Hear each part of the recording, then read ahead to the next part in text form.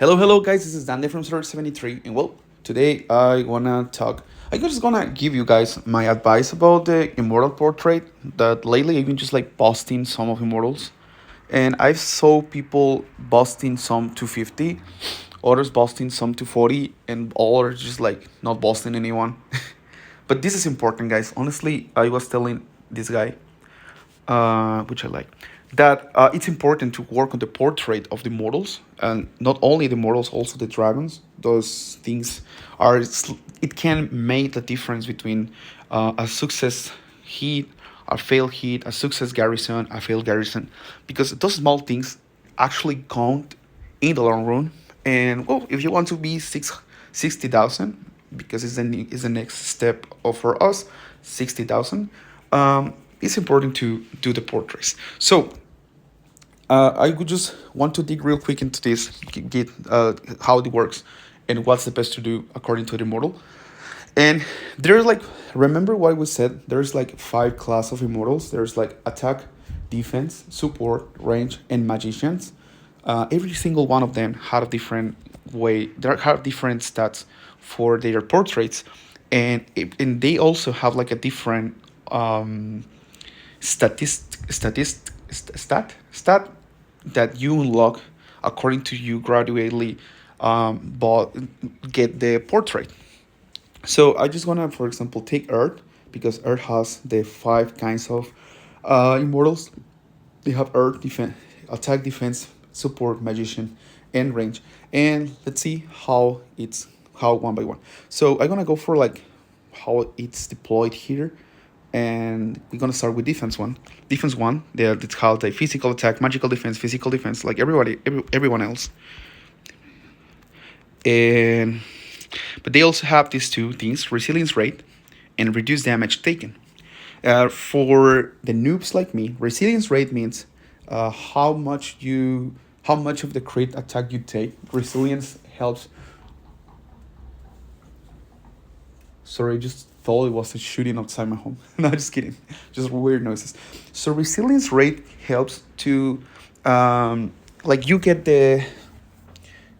like the crit from a magician, for example, and basically the resilience just like cleans, or not cleans, it just reduce the amount of damage you get from crit.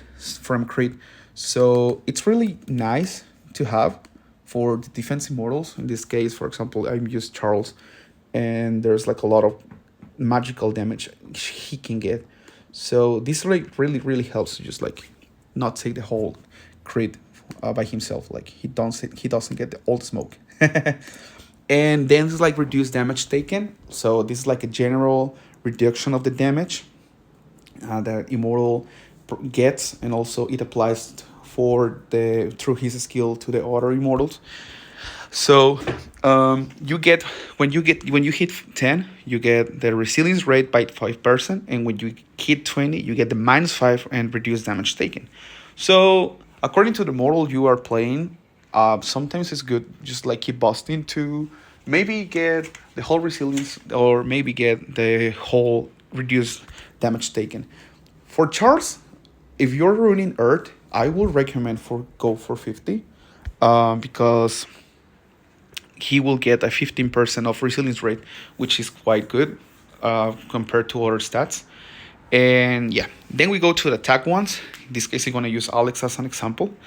And it has the same stats: physical defense, magical defense, physical attack, and then he has accuracy rate, and then he at second stat he has physical damage. So this is where things get a bit complicated for attacks, because he's not only the one having this one. You also have Hannibal, Saladin, you have Peter, for example, Darius, you have Harold, Attila. Yes, Attila. All of them have first the accuracy, and then they have the physical damage, and you want the physical damage. So when you hit 10, you get accuracy. When you get 20, you hit physical damage. When you hit 30, you get accuracy rate 10. And then this is where I recommend you to stop on the attackers, because honestly the accuracy rate is okay, but it doesn't, like, the cost from 41 to 50 is huge. and it don't work for this 15% accuracy. Like there is better ways to get accuracy, for example the gear in the equipment. So for example, I need 235 stardust just for 41. That's a lot.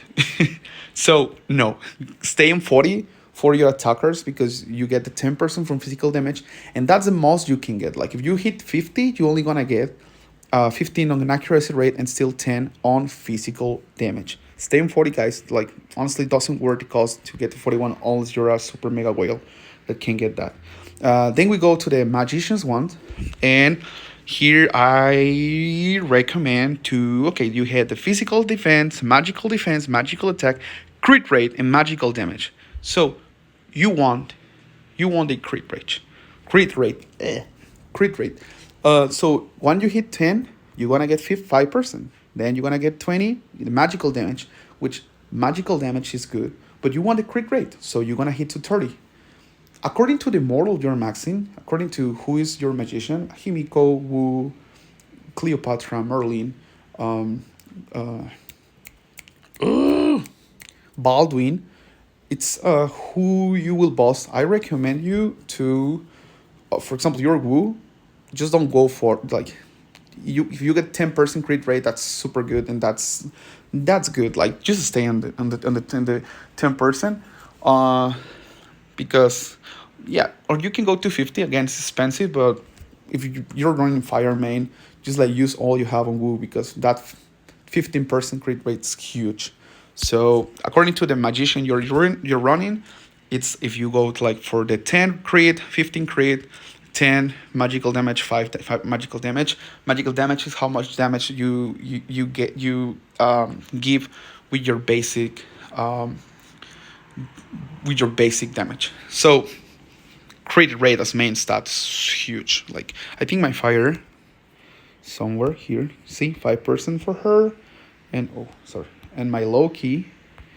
He has a 5%. I need to boss. I haven't bossed him properly. I need the magical damage for him as well. Um, then we go to the support class. It's support for it. You get physical damage, physical defense, sorry, physical attack, physical defense, magical defense. Then you get the dodge rate and the reduced damage taken.